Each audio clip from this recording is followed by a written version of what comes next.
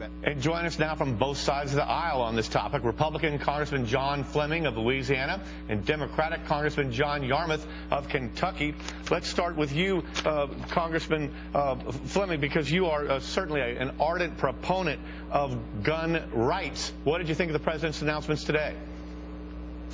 Well, beyond that, Dennis, I'm also a physician. I served as a coroner and have dealt with mental health quite a bit during my career.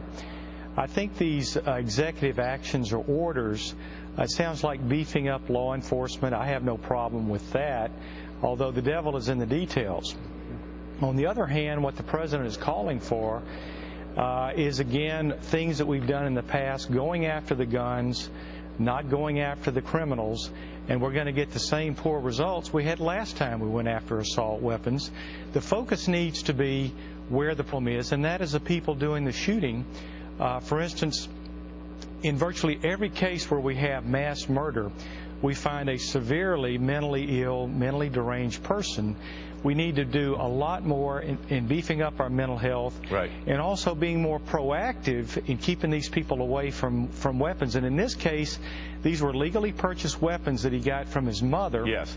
His mother should not have allowed him to have them. Oh, okay, then let's go to the less pro-gun Democrat, Congressman Yarmuth. What did you think of the announcement today? You know, the Wall Street Journal ran a very smart op-ed on Friday from Kimberly Strassel, a rather brilliant writer, who said, forget about it. Tough gun control not going to pass this Congress. What do you think, sir? Well, I think the president demonstrated an extraordinary amount of leadership now, and he laid out the case extremely strongly. This is not going to happen if Congress is left to its own devices. We know that. But through mass input from citizens, from teachers, from the religious community, from throughout this country, we can change the minds of some of these recalcitrant legislators up here, like my friend John Fleming.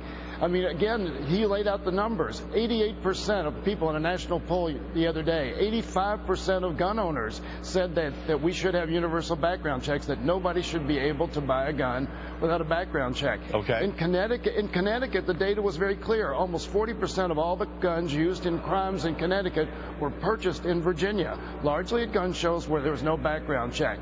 You ask mayors up and down the East Coast, where do those guns come from? They come from places where they cannot get have background checks. So, Congressman Fleming, this is easy. Congressman Fleming, what is so bad about a background check on every gun purchase? Do you oppose that, sir? I support what works. And again, and my good friend from Kentucky, he talks about all of these politically popular things to do. He doesn't support it with any data. The CDC has looked at this. Gun controls, again, confiscating weapons or going after weapons in some way.